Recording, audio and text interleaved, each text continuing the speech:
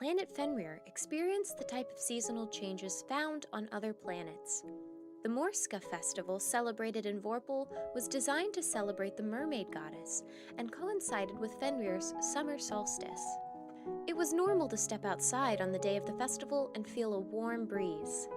The flowers in the field of Elmore bloomed with new life as Fenins worked their crops in the blistering sun. It was the perfect time to spend your days in the port of Vesuva or vacation on the sandy beaches just outside of Vorpal. The water itself was cool to the touch and refreshing. The creatures created by Morska chased each other, playing in the depths below as Morska swam among them. In the water, she was the most at peace.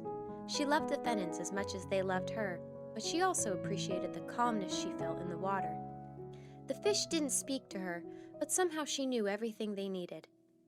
While Fenins would complain to her or express their concerns, there was no bickering or back and forth with the sea life. Thus, as time went on, Morska found herself more and more in the sea. As a mermaid, you would think she always needs to be there, but Morska was capable of changing her shape and size through what she referred to as mist magic. This allowed her to take on a form similar to that of a typical Fenin and let her walk among them. It also allowed her to grow large enough to swim beside a whale or tiny enough to fall in line with a smaller school of fish. Her flexibility and charm made her easy to become enamored by, and there were many reasons why both Fenins and the sea creatures loved her. This love was at its peak during the summer solstice and the Morska festival. Morska would spend her nights in the sea, singing and playing with the fish.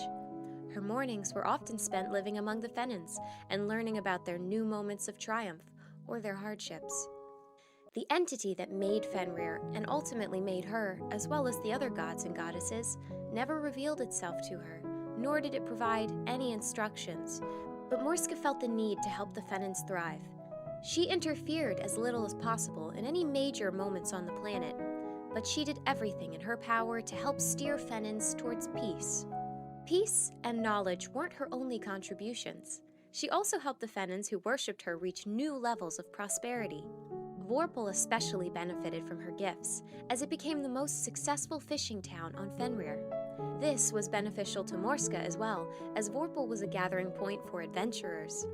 Having a town so close to the water, full of Fenins from all over Fenrir, made it easier for her to keep tabs on what was happening on the main continent.